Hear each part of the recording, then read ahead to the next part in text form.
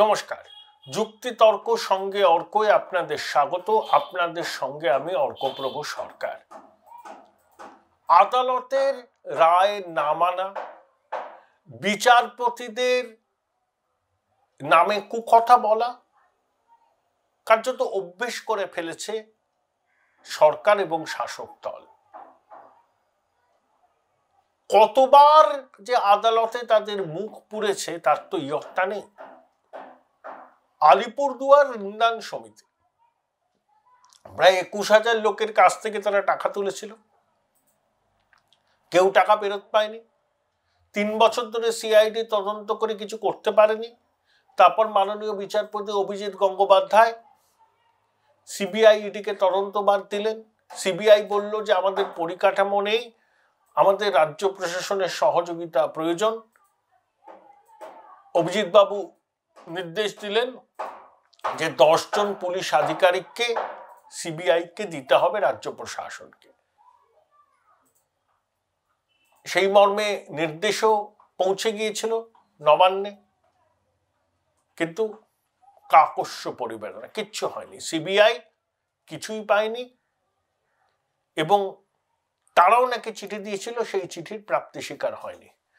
ক্ষুব্ধ বিচারপতি বলেছেন যে মঙ্গলবার ৩টের মধ্যে মুখ্য সচিবকে আদালতে হলফনামা দিয়ে জানাতে হবে তারা আদালতের নির্দেশ মানবে কি মানবে না। আদালতের নির্দেশ মানার সদিচ্ছাই প্রশাসনের নেই।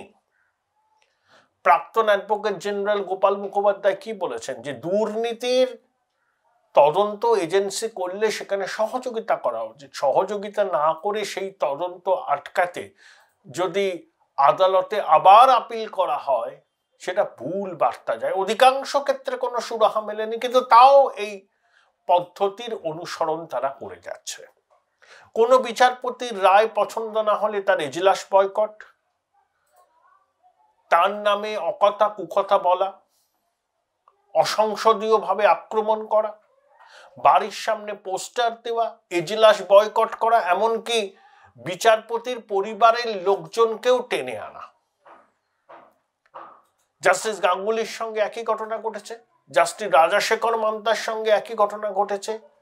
মাননীয় বিচারপতি জয় সেনগুপ্তকেও এরা নিশানা করেছেন এবং মাননীয় বিচারপতি অমৃতা সিনহা, যিনি অনেকগুলো স্পর্শকাতর মামলার শুনানি হচ্ছে যার এজলাসে, তার পরিবারের সদস্যদেরকেও নিশানা করা হচ্ছে। ৩বার অমৃতা সিনহার স্বামীকে সিআইডি তলব করেছে। ১৬ তারিখে ৯ ঘন্টার জন্য তাকে জেরা করা হয়েছিল, আবার ২২ তারিখ আবার তাকে তলব করেছে সিআইডি।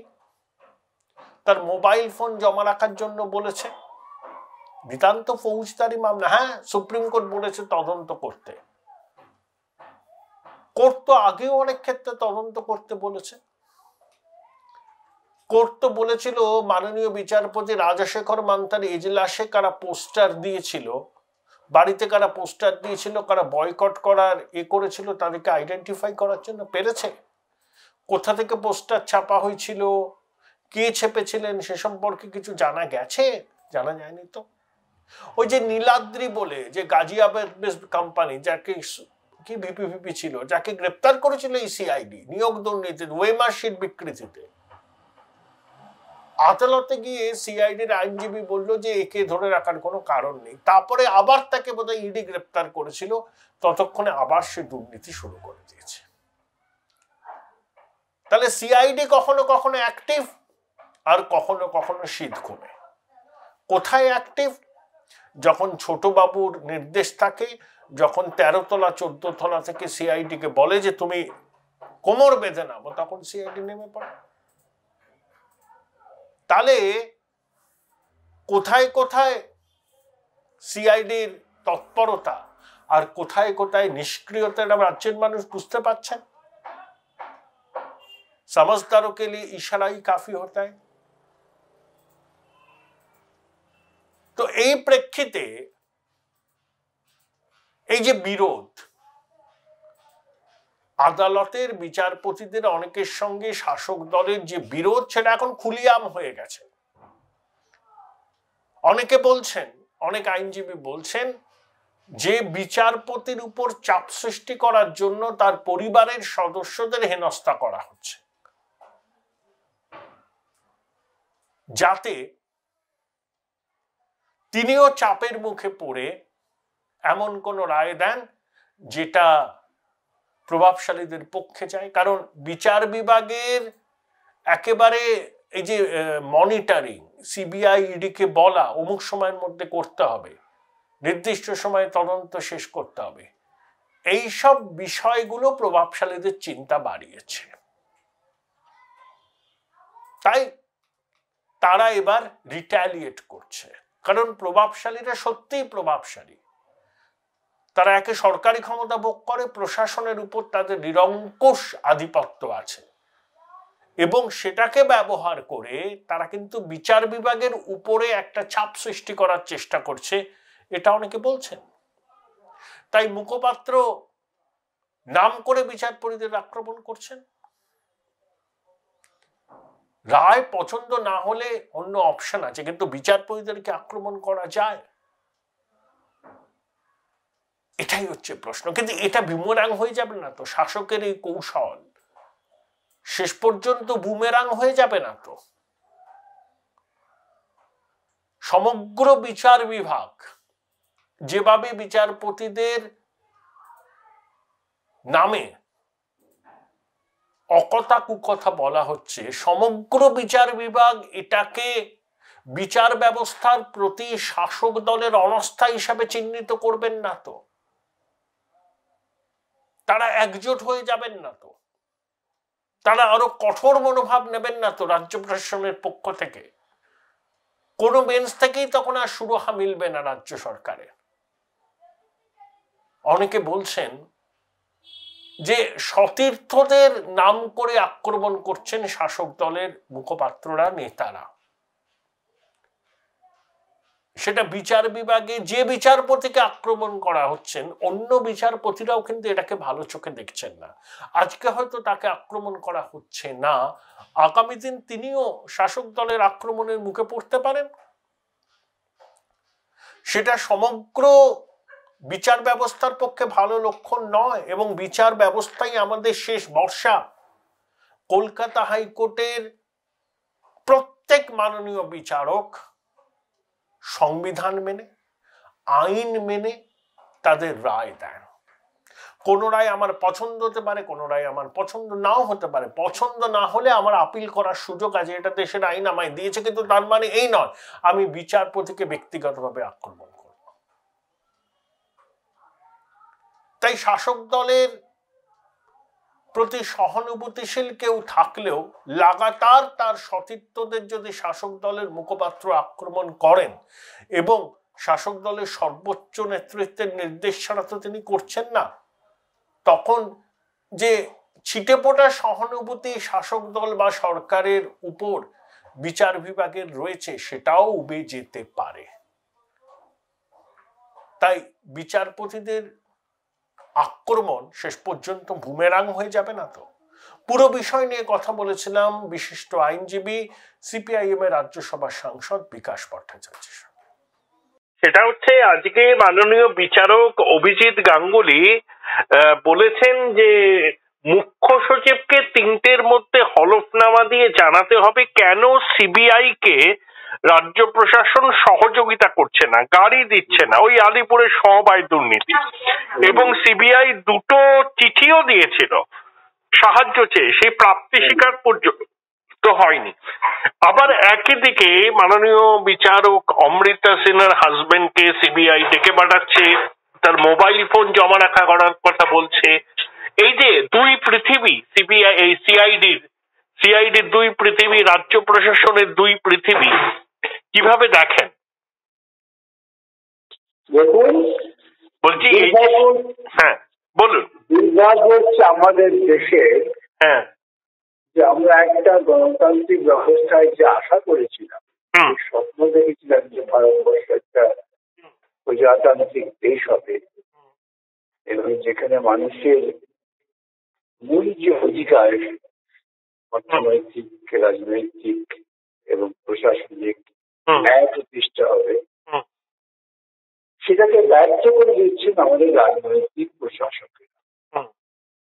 এই রাজনৈতিক প্রশাসকদের কথায় আইনি যারা প্রশাসন, সিআইডি, সিবিআই, ইডি ইত্যাদি, তারা কিন্তু প্রভাবিত হচ্ছেন, তারা স্বাধীনভাবে কাজ করছেন না। যার পরিণতিতে আপনি যে দুটো ঘটনা বললেন, সে দুটো ঘটনার মুখ্যই হচ্ছে যে কেউ স্বাধীনভাবে কাজ করছেন না। স্বাধীন আইন মেনে নিরপেক্ষ কাজ করার যে প্রবণতা, সেটা ক্রমশ পশ্চিমবঙ্গ থেকে তথা ভারতবর্ষ থেকে ধীরে ধীরে মুছে যাচ্ছে। এটা একটা স্বৈরতান্ত্রিক পদ্ধতি। সেই জন্য একজন যে বিচারপতি, তিনি যখন কঠোরভাবে একটা নির্দিষ্ট আইনি পদ্ধতির মধ্যে দুর্নীতির বিরুদ্ধে নির্দেশ দিচ্ছেন, তাকে কিভাবে বিপদগ্রস্ত করা যায়, তাকে কিভাবে অপদস্থ করা যায়, তার চেষ্টা আছে। এবং বিভিন্ন প্রশাসনিক সংস্থা বা তদন্তকারী সংস্থা, তারা সেটাকে ব্যবহৃত হচ্ছেন রাজনৈতিক সংস্কৃতিতে, রাজনৈতিক প্রশাসকদের দ্বারা। এটা একটা বিপজ্জনক যোগ।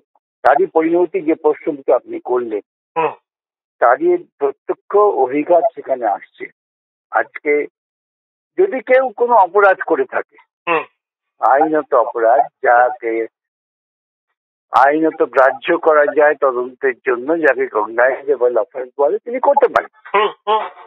কিন্তু যদি সেটাকে তিনি ব্যবহার করেন কোনো একজন বিচারপতিকে বা কোনো একটি সংস্থাকে ভয় পাওয়ানোর জন্য, তাহলে সেটা স্বৈরতান্ত্রিক পদ্ধতি। আজকে আমাদের রাজ্যে এবং দেশে আমরা এই দুটো পদ্ধতির সমান্তরাল ভূমিকা দেখতে পাচ্ছি, যেটাই নিন্দনীয় এবং যার বিরুদ্ধে আমরা সোচ্চার হতে চাই ভারতবর্ষের গণতন্ত্র প্রজাতন্ত্রকে প্রতিষ্ঠা করার জন্য।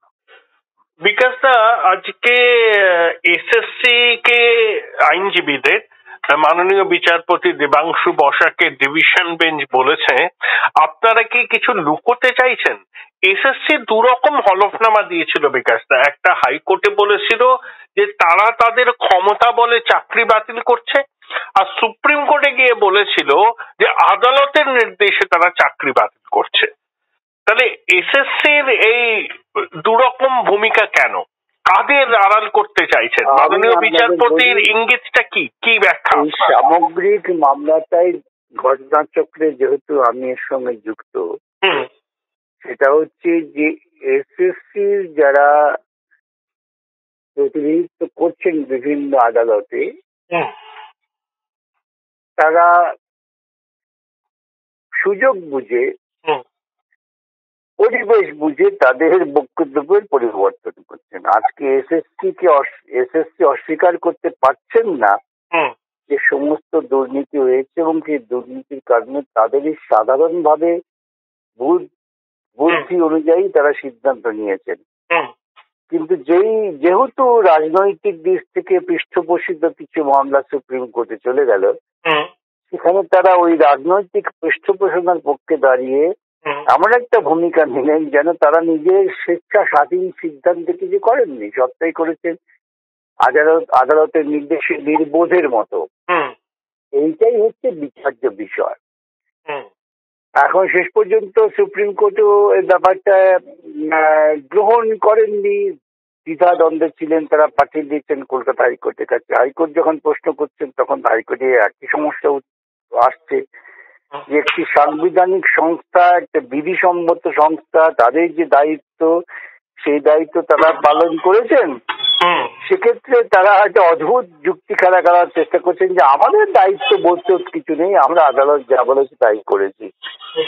এটা হচ্ছে, আবারও বলি, যে গণতান্ত্রিক যে প্রশাসন, গণতান্ত্রিক প্রক্রিয়া, তাকে ধ্বংস করার একটা প্রচেষ্টা, আর কিছুই না। খুবই প্রসেস হয়ে যাচ্ছে পুরো বিষয়টা। কিছু সমস্যা নেই। আমরা যখন সওয়াল করবো, আপনারা লক্ষ্য করে দেখবেন কোনো সমস্যা নেই, পরিষ্কার স্বচ্ছ সত্য সামনে বেরিয়ে আসবে। দুর্নীতি হয়েছে এবং দুর্নীতির সঙ্গে এসএসসির কর্তারাও পরোক্ষ বা প্রত্যক্ষভাবে যুক্ত, এবং তারা যুক্ত হয়েছে রাজনৈতিক নির্দেশে। এটা আমার পরিষ্কার বক্তব্য। যে বক্তব্য আমি সুপ্রিম কোর্টে বলেছি, আদালতে বলেছি, আবারও সে কথাই বলবো এবং সেটাই প্রমাণিত হবে। আর বিকাশ তোমার শেষ প্রশ্ন, বার্গ কমিটির রিপোর্টেও তো ইরেগুলারিটিস এর কথা অর্থহীন ভাবে বলা হয়েছে। দেখুন, এটা আজকে প্রায় এটা স্বতঃসিদ্ধ যে পশ্চিমবঙ্গের যে কোনো নিয়োগ সংক্রান্ত প্রক্রিয়া দুর্নীতির দ্বারা কলুষিত।